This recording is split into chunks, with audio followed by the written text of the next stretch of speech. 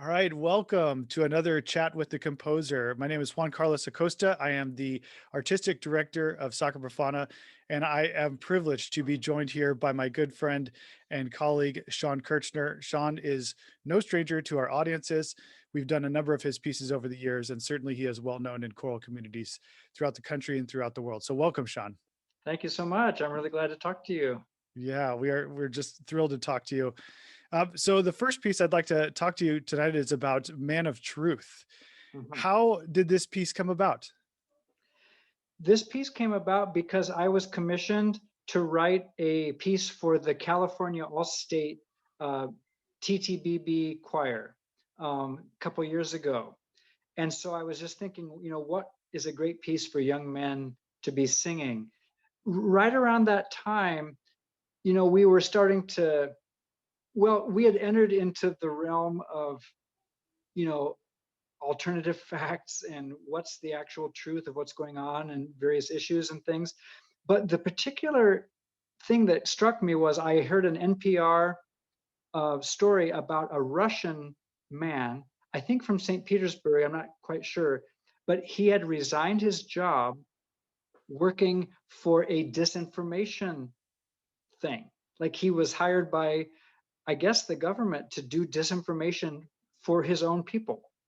And similar to what I think Russians were doing with our elections back in 2015 and whenever that was, and also more recently. But it was just the story about him realizing that he could not do that job anymore, Mhm. that he had a crisis of conscience and he just had to stop because he was subverting truth. He was just spreading things that weren't true. He could not be in the business of deceit. So I couldn't think of anything I wanted young men to think more about than the idea of I will be a man of truth, because I felt like truth was under assault in my culture and around the world. Absolutely, absolutely. And I remember having a conversation with you about that piece as I was searching for a composition for an honor choir of tenors and basses, and you had suggested that piece, and it just kind of blew my mind. You know, we were in that time that was right in the midst of the Me Too movement, and we were getting a number of prominent men who were denying. It just seemed to be a pattern. Yeah, well, and that was the strange thing about the birth of the piece, because it was actually stimulated by this geopolitical situation that I talked about with the Russian man. But as the Me Too movement just started becoming this amazing chapter in American history, the words just became more and more true, but in a whole different way. Um, and so I was kind of blown away that that accentuated its meaning for our people. Absolutely, absolutely. And so tell us, who is the piece written for? I mean, what kind of voicing? What's the construction of it? Yeah, well, it has quite a bit of unison writing because I'm a very melodically based composer, and I'm kind of folk based in the sense of the melodies that we've been given by the ancestors are still around for a good reason because they do really great things. They're easy to remember, you want to sing them. And so I often use unison textures when I just want the audience to really feel like they can get a hold of a melody, but also just the singers. And of course, me being me, there's a pretty complicated piano part because I just can't stop myself. Yeah, and so where did the text come from? Well, I just made it up. I think I remember standing in my kitchen, just on the other side of the house, right over there. And I think I just one day, this idea of, I will be a man of truth, never will I fear my shadow. Because just the idea of, if you have integrity, then if the light shines on you, there's nothing to be afraid of. You can be fully illuminated by the light, and whatever it casts is not going to be a problem. And so, for some reason, that just came to me as the first thing that came to me for the piece, and I kind of just came up with a. I like snap rhythms, like Scottish snap rhythms. Bum, ba, bum, ba, bum, ba. I just like the sturdiness and the ruggedness, I guess, of that kind of rhythm. And I just wanted it to feel strong. So I just wanted to invent a melody that just seemed very declamatory. And I will be a man of truth. Never will I fear my shadow. Ba-bum-ba. So you can hear more of the snap rhythms. But for some reason, that just seemed like the right vehicle for the message that I wanted to communicate. So that's where it all started. And then just for anyone who's ever written a poem or a song, all you need is that first idea to start. And then it's a little bit like reeling in a fish. I don't fish anymore because I don't like to deprive fish of their lives. But it's like you get the hook, and then you just start reeling it in and see what else is there. So the whole rest of it kind of flowed out of that first thing.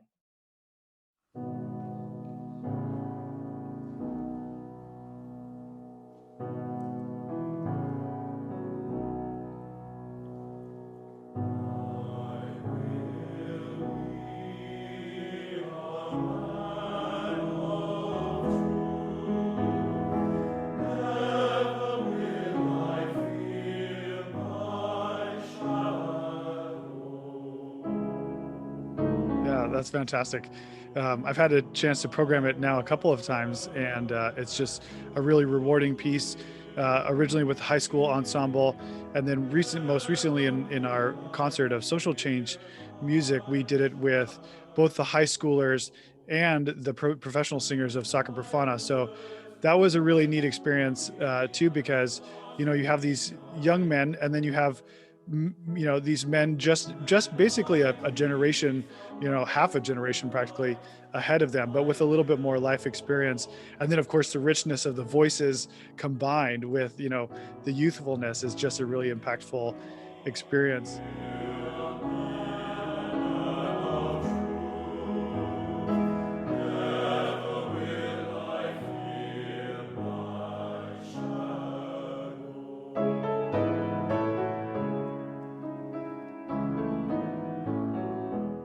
And one of the really rewarding things about this piece is how we can engage in discussions with these folks. So we've had some fantastic discussions about what it means to be a man of truth, and um, that there certainly is pride in that, but there's also vulnerability, and those are not things that are often kind of connected for folks of that age.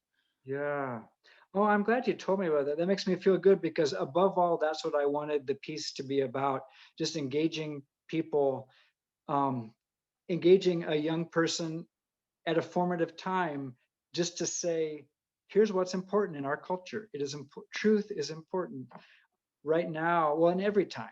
But I think men need to embody and show images of masculinity that are about, truthfulness, vulnerability, love, nurturing.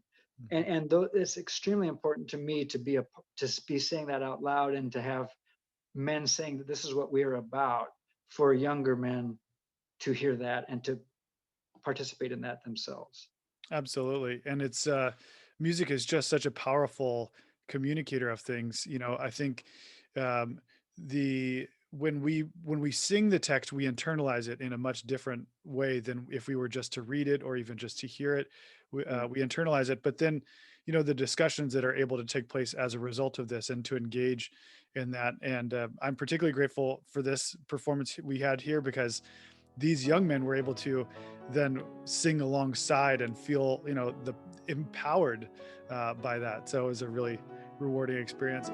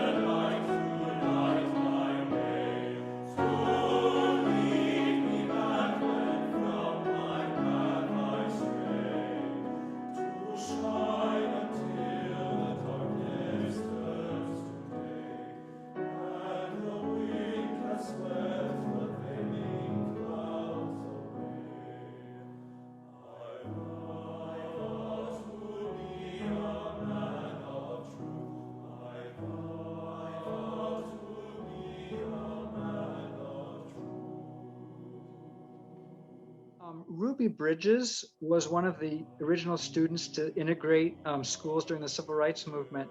And I think I have the story right, is that she would recite the Lord's Prayer as her way to have strength when she had to walk the gauntlet, literally, Yeah, of irate, parents who didn't want her to be attending the school.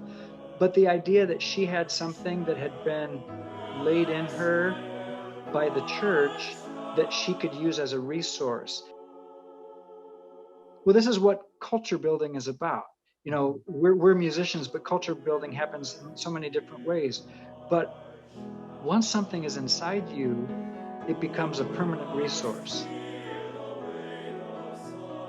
So, I mean, it would be my greatest dream, that in a moment of truth, when a young man is facing something hard in his future, if he sang this song as a kid and it bubbles up inside him to be there absolutely. when he needs it. And I really feel that that's, as culture makers, we get to be a part of that process of embedding things inside of ourselves that we need to Mhm. survive life and make good decisions, etc. Absolutely. I can only imagine, a situation in which a young man is faced with a decision like that and can pull back on that. I choose to be a man of truth. It could be a transformative moment in that person's life.